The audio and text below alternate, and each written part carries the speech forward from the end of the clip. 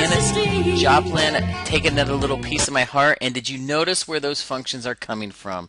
They're coming from the heart, just like this section right here. Operations with functions. This was an old school game. I don't know if you ever played Operation. You had to pull the pieces out. We're pulling some functions out. We're going to operate on them today, except we're going to add, subtract, multiply, and divide. So let's get this rolling. What is this going to... All right, the first thing we're going to look at is composition of functions. So here's the notation right here. And what this reads is this is the f of g. And all this means is we're going to take some function g and plug it into f. So instead of plugging just a number in, we're going to plug an entire function in. So they're composed of another function is what this is. So this notation over here means the g of f. This means I'm going to plug function f into g. So a lot of times we do this with respect to x. So it's kind of weird. This is not fog. It looks like fog, but it's the f of g of x. Now that notation is kind of weird to me, but it's the same thing. This is generic, but this is for with respect to the variable x, and this is the function notation that I like for this is the f of g of x. So as long as you don't freak out, you'll see this anyway, or both ways. Sorry, and this is the g of f of x. But again, I like this method. This is the g of f of x. And the reason I like that, I feel like it shows me what's happening. You're plugging the f of x into the g of x.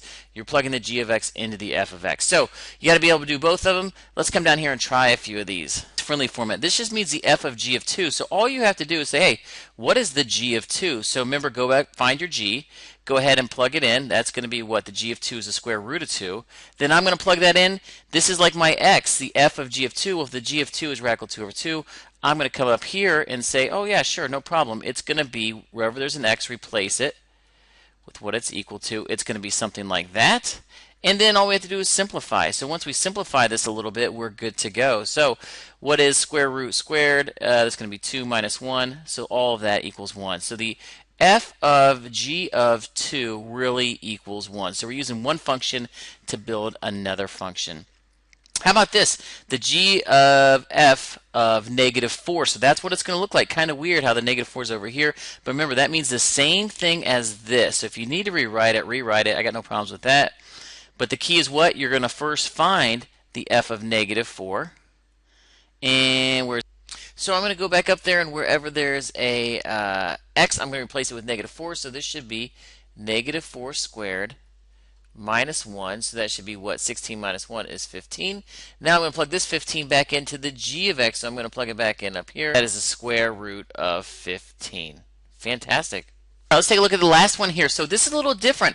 Now I'm not evaluating at a certain x. Like here I was evaluating negative 4 or at 2. Now this is generic. So this really just means what is the f of g of x. So this means what happens when I put g into f. So I'm going to plug this function into this function wherever there's an x. So really I'm just rewriting it. So what's going to happen here if I plug in the g of x is really radical x. So I'm going to plug that in. So I'm going to say radical x squared minus 1.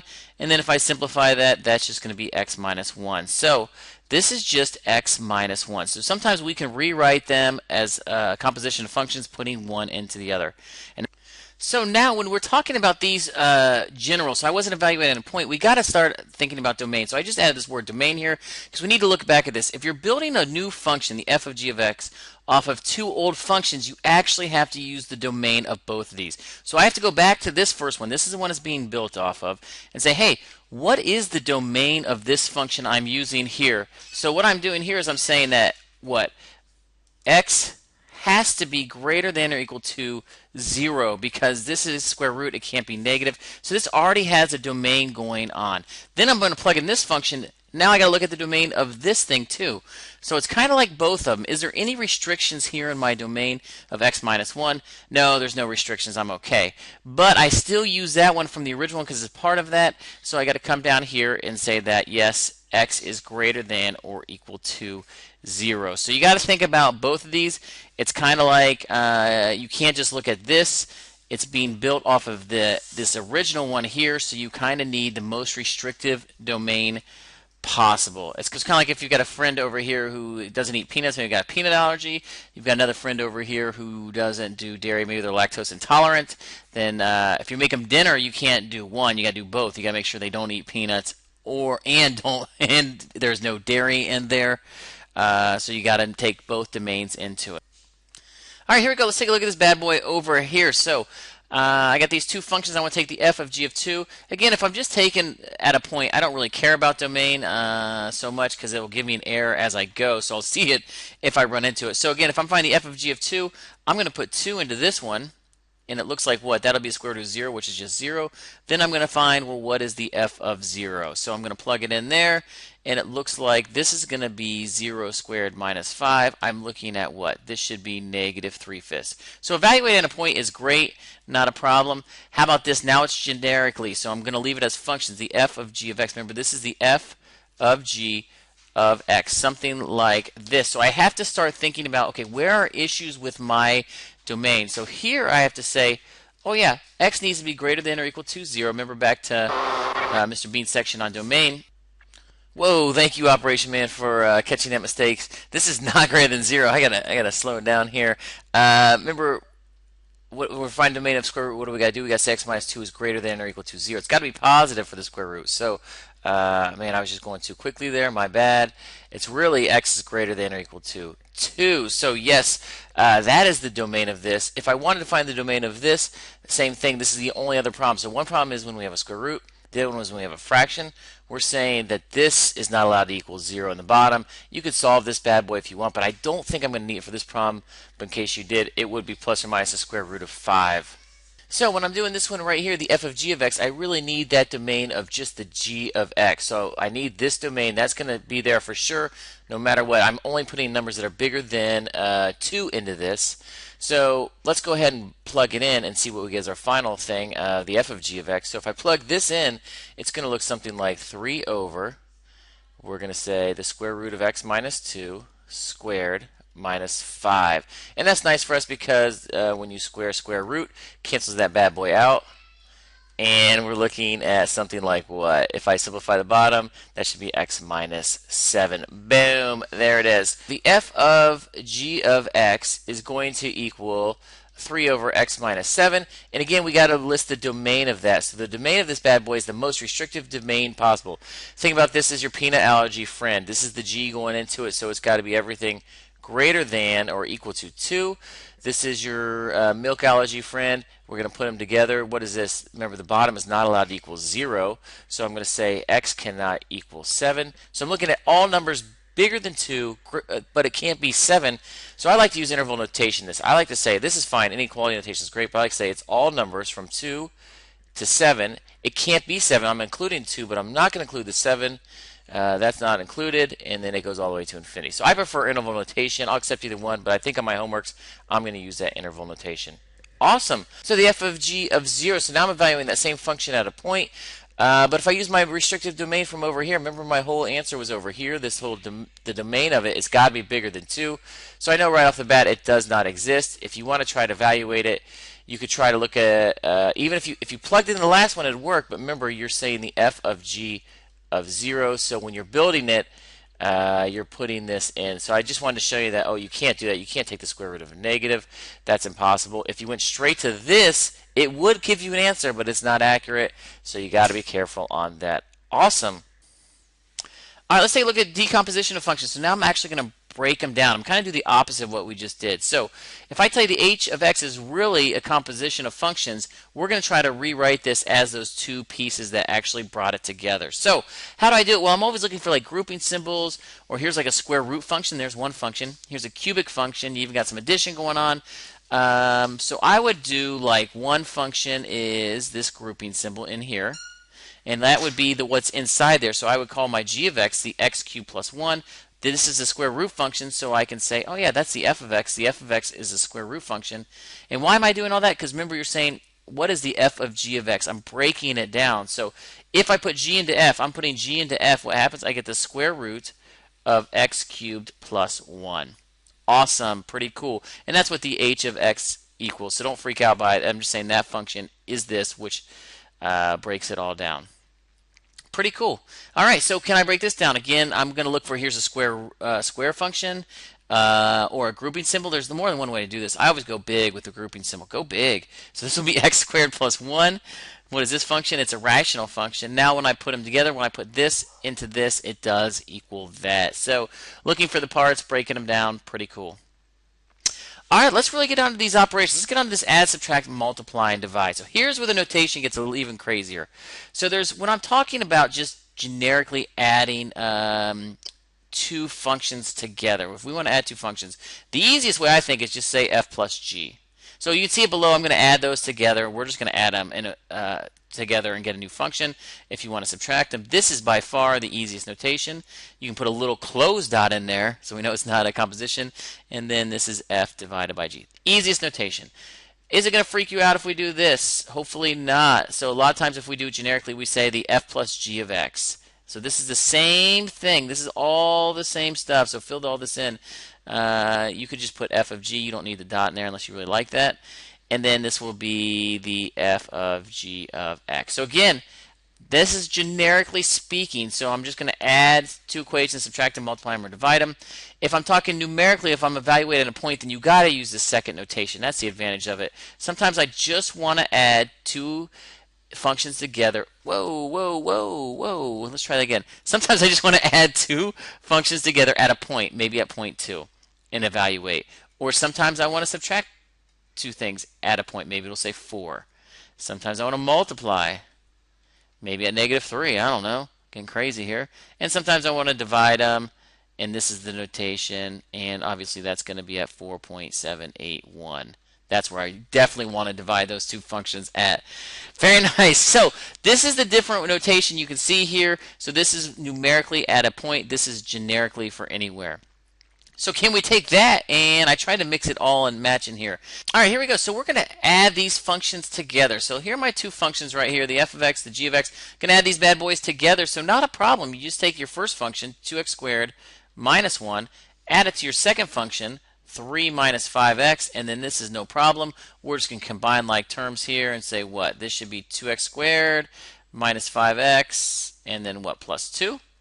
So that's awesome, but they're domain issues. So again, you have to check both domains in these. So it's like your peanut allergy friend, your lactose intolerant friend. Put them both together. You got to have a peanut milk-free meal. Holy cow, let's do it. Luckily, there's no issues here. There's no square root, no fraction, no worries. So this is all real numbers. When I look at the final product, it has no issues. So this is all real numbers. I like to use interval notation, but you can use this fancy capital R. This means all real numbers. You can write all real numbers if you want. Any one of those is good to go. All right, how about multiplying them? Multiplying them sometimes take a little bit more work, but same idea. You're taking the first function, the f, and you're going to multiply it, so let's put in parentheses, by the second function. And in this case, looks like I'm going to have to do some distributing here. So let's go ahead and distribute this bad boy out. It looks like I'm saying 6x squared. Distribute to the last one. I've got, what is that, minus 10x cubed. Then I'm going to distribute my -1 there, so that'll be -3, and distribute there. Some people call this FOIL. Double distribute, whatever you want to call it, as long as you get it right. And then we should clean up, maybe put it in order. It looks like it'll be what? 10x cubed when you put in order, plus 6x squared. What's next? Plus 5x and minus 3. So there we go. Right there it is. Boom. Love it. And are there domain issues? No, there are no domain problems. And the final result are in these two functions, so I'm okay. I'm good to go. Be careful subtracting them. It looks like you got the hang of this. You're cruising. Everything's great. Loving it. And then be careful because it's subtraction. You're subtracting the entire function. So I probably should have put this in parentheses up here. You're saying the first function plus the second function. So I'm saying the first function minus the second function. So put that bad boy in parentheses. Because what happens here, yes, you probably, or not probably, you need to distribute the negative. These parentheses up front don't really matter, but I'm going to distribute that negative, and I'm going to get something like this. So when I bring it all together, I'm actually looking at what? 2x squared plus 5x minus 4. So it's very similar to the first one, but you got to be careful of that negative, or it's going to throw this off a little bit. Any problems here? No problems. No square roots, no fractions, no problem. Can we divide it? And then we're done with this. Whew! Divide these bad boys. So I'm going to take the f of x, 2x squared, divide it by 3 minus 5x. Not really anything I can do here. Like, that's nice. I mean, there it is. I am done and done. Am I going to have any domain issues? It looks like I am. Not in those original ones, but in this one right here, yes. The bottom of this cannot equal 0. So that looks like a 6. Let's try that again. So 3 minus 5x cannot equal 0. So if we solve this, subtract 3 from both sides, it can't equal negative or positive if you divide it 3/5. So this is my domain. It can't equal that. I think in the notes and stuff, I usually write it like this. It can be anything from negative infinity to 3/5. Can't be 3/5, but it can be anything from 3/5 to positive infinity. This case, probably inequality notation is a lot easier. All real numbers except for positive 3/5. So there we go. We just added those, subtracted them. We're good to go. All right, almost wrapping this up. Putting these together, so I think we didn't see this notation yet. If I'm going to add 2, you got options here. You can actually say the f plus g of x, add these two together, or you can just find them. You can say, well, what is the f of 2? Plug it in as the square root of 2. What is the g of 2? Well, that's going to be this 5 minus 2 square root, or the square root of 3. And then you just add them. It's just going to be radical 2 plus radical 3. Square root of 2 plus the square root of 3. So that is your, if you add them at this point right here, you're going to get that. And you can make those decimals if you want to, but that's the exact value. So we can add them. I shouldn't have put domain here. That's a typo. Let's just pretend that didn't happen, because I'm just talking about this point. There are domain things we'll have to worry about. Let's worry about them over here. Oh, this is a great problem over here. So check this out. I'm going to divide them. So it looks cake, right? I've got the f of x on top over the g, so this will be boom. Now I've got all kinds of issues because I need to look at the domain of this. This has to be what? Everything positive greater than or equal to 0. This has to be 5 minus x, also has to be bigger than 0. Be careful, remember, when you solve this bad boy, when you divide by that -1, it flips it. So we're actually looking for everything less than 5. So it has to be less than 5 and greater than 0. So we've already really limited this thing down pretty restrictively here. So here's 0, here's 5. So we're looking at all the numbers. Let's use a different color here. Look at all the numbers bigger than 0, less than 5. So here is my restricted domain. If I looked at the number line, plus I got to go back to this monster over here. This new one, what happens here on this thing, if I divide them, this can't be 0 here. So what actually happens, what would make this 0? Well, it gets rid of that equal sign because you can't put 5 in. What happens if you put 5 into this? You're going to say 5 minus 5 is 0. So now I'm going to go back to my restricted domain and say, hey, that's not really a closed circle. It's open. So my final domain of this thing can be any number bigger than, starting with 0, all the way to 5. Do not include 5 because it would mess this one up. Holy cow, it's a lot of restrictions. Put them all together. Most restrictive domain possible. All right, last slide right here, and it's graphically. So this is awesome. We're just going to use this picture. Here's the f of x. Here's the g of x. We're going to bring it all together here. So can I add these two functions at this point? Yes, 2. Here's the f plus g at 2. So if you look at this, this point's at 0. The f is at 0. The g is at -1, so I'm going to say plus -1. The resultant is going to be -1. I love it. Can I subtract them at -1? So let's find it. Here is the f is actually 3. The y value is 3. This is -2, so I'm going to subtract a -2. And what happens when I get this? It actually turns into 5. Let's keep it rolling. Can I multiply at 0? Sure. This is g times f. So the g is at 0. The f is at 4. Multiply those together. What do I get? 0. Love it. How about the last one, or not the last one? How about f divided by g? So I got -2. My y value is 0. The g of -2 looks like what? -4. But 0 divided by anything is 0. That works out nice. And then remember what this means. This is the f of g of 3. So first find the g of 3. What is the g of 3? The g of 3 is going to be -1. So I really need to find the f of -1. The f of -1 comes back over here, and it is 3. Wow, so a lot of kind of bouncing around. Love it. That's fun. And the last one is generic. I want to add these two together generically. So I can do that. And maybe a table of values helps. Maybe doing an x and a y helps. Or maybe you can do it on your head. I don't know. But I know if I'm doing -2, let's do -2. If I plug -2 in for my new function will be these two added together. So my y is the f plus g. So -2 is 0. and negative 4. When I add these together, it looks like it'll make negative 4. Then I go to negative 1. What happens when I add these together? It's going to be 3 plus negative 2. That gives me 1. 4 plus 0 is 4. And I'm just going to do all these points I can in here. 1 would be 3 plus negative 1 is 2. This will be 0 plus negative 1 is negative 1.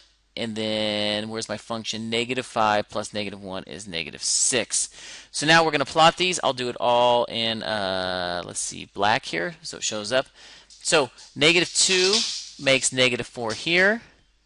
Negative 1 makes 1 right here. 0 makes 4. 1 makes 2. This is so fun. 2 makes negative 1.